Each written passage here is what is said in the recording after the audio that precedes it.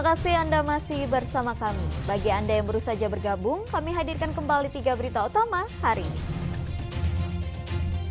Polisi menembak pembunuh pegawai bank keliling di Majalengka karena melawan saat ditangkap. Pelaku kesal lantaran ditagih utang sebesar 2 juta rupiah karena sudah jatuh tempo. Menipu korban dengan modus bisa menggandakan uang hingga miliaran rupiah. Seorang kakek di Cianjur ditangkap polisi. Cawapres nomor urut 3 Mahfud MD mundur dari kabinet sebagai Menko Polhukam karena mengikuti kontestasi Pilpres. Mahfud masih menunggu jawaban Presiden Jokowi terkait keputusan tersebut.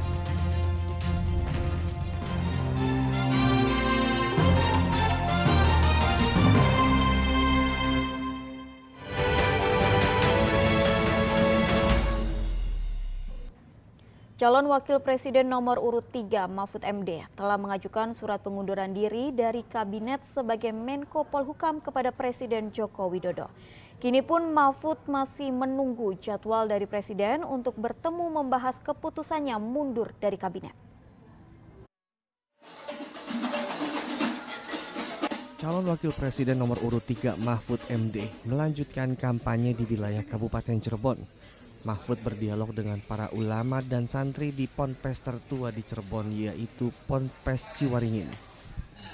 Terkait keputusan mundur dari kabinet, Mahfud mengatakan telah mengajukan surat pengunduran diri sebagai Menko Polhukam kepada Presiden Joko Widodo. Mahfud MD menegaskan ia akan mengundurkan diri secara terhormat dan kini menunggu jadwal dari Presiden untuk bertemu terkait keputusan tersebut. Saya sudah menemui Menseknek Pak Pratikno untuk minta dijadwalkan saya bertemu dengan Bapak Presiden. Karena dulu saya diangkat dengan penuh kehormatan, juga harus memberitahu dengan penuh kehormatan tentang langkah-langkah politik saya. Itu segi etiknya ya, saya sudah. Dia nunggu jadwal ketemu Presiden. Lalu yang kedua, masalah politik, ya saya sudah cawapres, jadi harus jelas langkah saya mau kemana.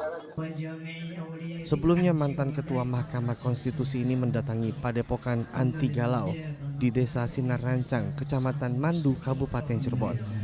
Di sini Mahfud disematkan mahkota Raja Prabu Siliwangi. Ia disambut dengan sholawatan para santri. Sementara calon Presiden Ganjar Pranowo menyisir wilayah Jawa Timur, Ganjar mengunjungi Ponpes Babu Salam di Desa Banjarrejo, Kabupaten Malang. Ganjar disambut langsung oleh pengasuh Ponpes Babu Salam, Kiai Haji Thorik bin Ziyad.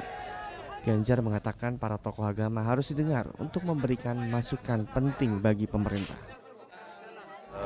Beliau punya gagasan-gagasan yang tadi disampaikan kepada saya. Ya, mudah-mudahan kalau amanah itu diberikan, kami akan Jawa Barat dan Jawa Timur merupakan dua wilayah dengan pemilih terbanyak sehingga menjadi wilayah tempur tiap pasangan capres-cawapres untuk meraup suara. Tim liputan melaporkan dari Kabupaten Cirebon dan Kabupaten Malang, Jawa Timur. Petugas gabungan mendapati puluhan peserta acara penyuluhan pertanian dan food estate di Sumedang yang dihadiri oleh Prabowo Subianto menggunakan atribut kampanye. Sementara itu, Cawapres nomor urut 2 Gibran Rakabuming Raka melanjutkan kampanye di Kota Bandung berdiskusi dengan pelaku UMKM kreatif.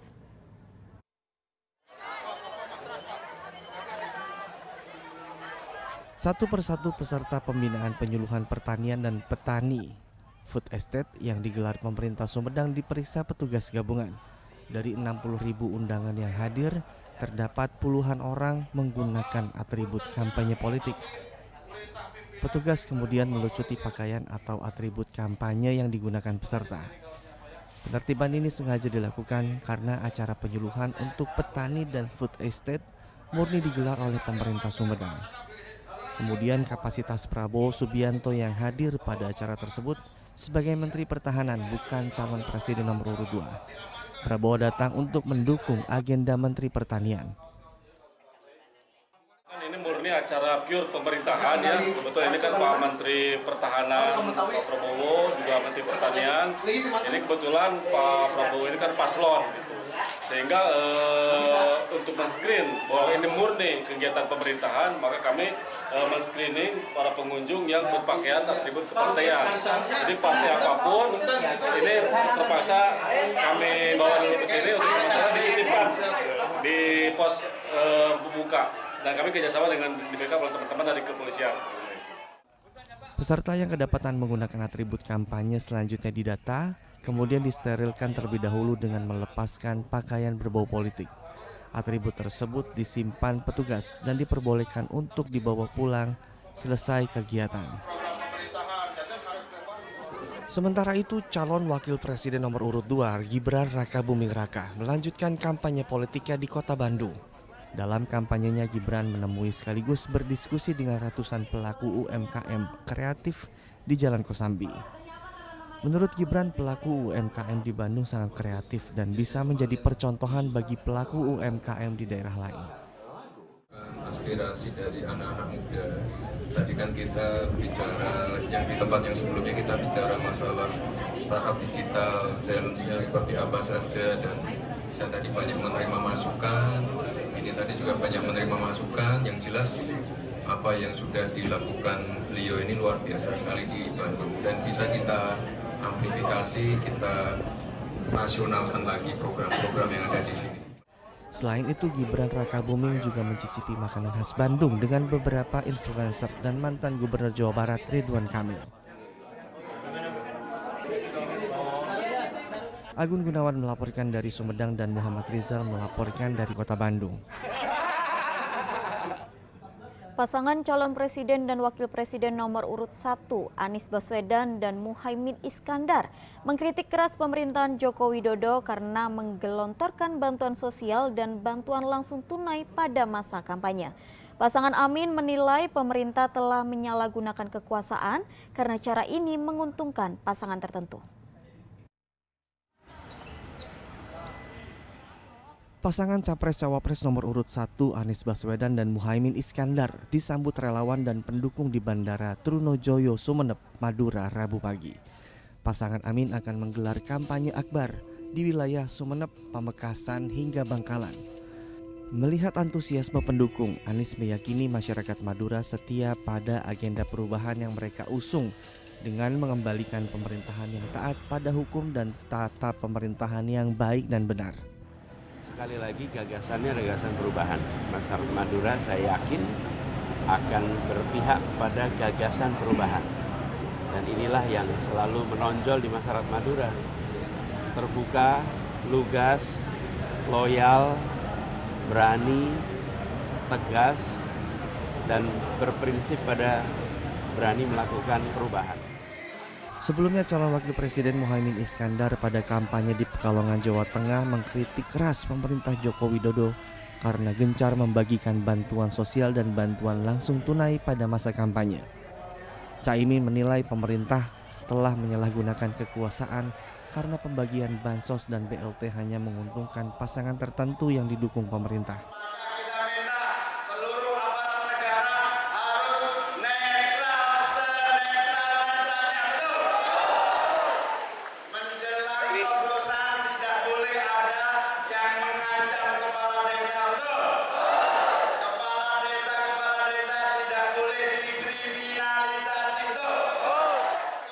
Selain mengkritik pembagian bansos, Caimin juga meminta TNI Polri untuk benar-benar netral dan tidak menjadi perpanjangan tangan kekuasaan untuk mengintimidasi rakyat.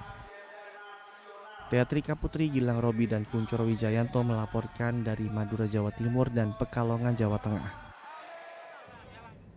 Petugas gabungan kembali mencopot alat peraga kampanye yang melanggar aturan di Kota Cimahi. Pencopotan dilakukan di jalan layang, sekolah, dan beberapa fasilitas umum.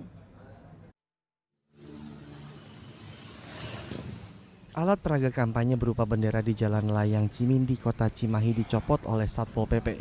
Penertiban ini dilakukan karena bendera partai yang terpasang dianggap membahayakan pengendara jalan. Tidak hanya di jalan layang, Spanduk, poster, dan baliho yang terpasang di pohon, pagar sekolah, dan fasilitas umum juga dicopot tanpa terkecuali. Selain Jalan Layang Cimindi, penertiban APK juga dilakukan di Jalan Layang Padasuka.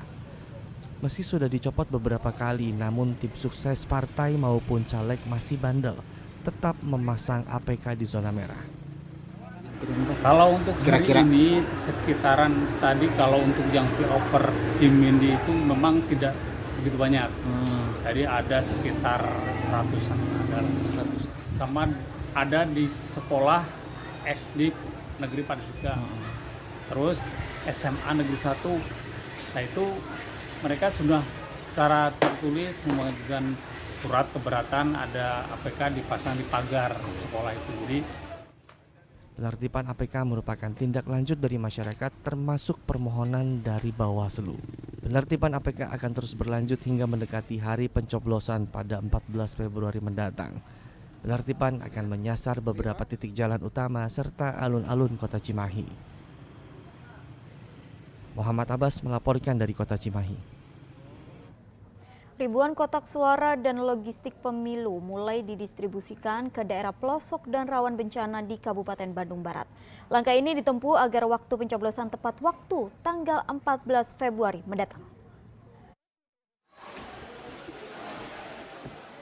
Petugas KPU Kabupaten Bandung Barat mulai sibuk mendistribusikan logistik pemilu ke pelosok-pelosok dan daerah rawan bencana. Rabu pagi petugas terlihat sibuk mengemas beberapa kebutuhan logistik pemilu seperti ribuan kotak suara, surat suara, tinta, dan alat tulis. Seluruh logistik kemudian diangkut menggunakan truk box dan dikawal aparat kepolisian. Distribusi lebih awal khusus untuk Kecamatan Gunung Halu, Rongga, dan Sindangkerta. Ketiga kecamatan ini berada di ujung selatan Kabupaten Bandung Barat yang berbatasan dengan Kabupaten Bandung dan Cianjur. Ketiga kecamatan ini dikelilingi perbukitan dan gunung sehingga cukup sulit untuk dijangkau. Selain itu, logistik juga dikirim ke lokasi rawan bencana longsor mengingat musim hujan masih berlangsung. Distribusi logistik pemilu lebih awal diharapkan agar jadwal pelaksanaan pencoblosan tepat waktu tanggal 14 Februari.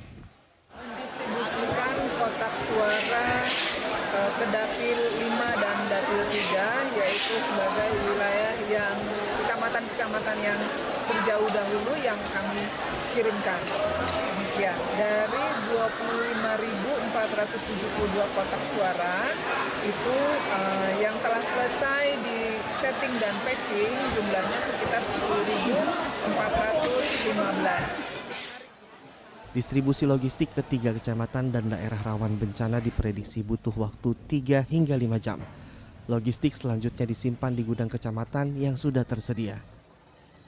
Muhammad Abbas melaporkan dari Kabupaten Bandung Barat.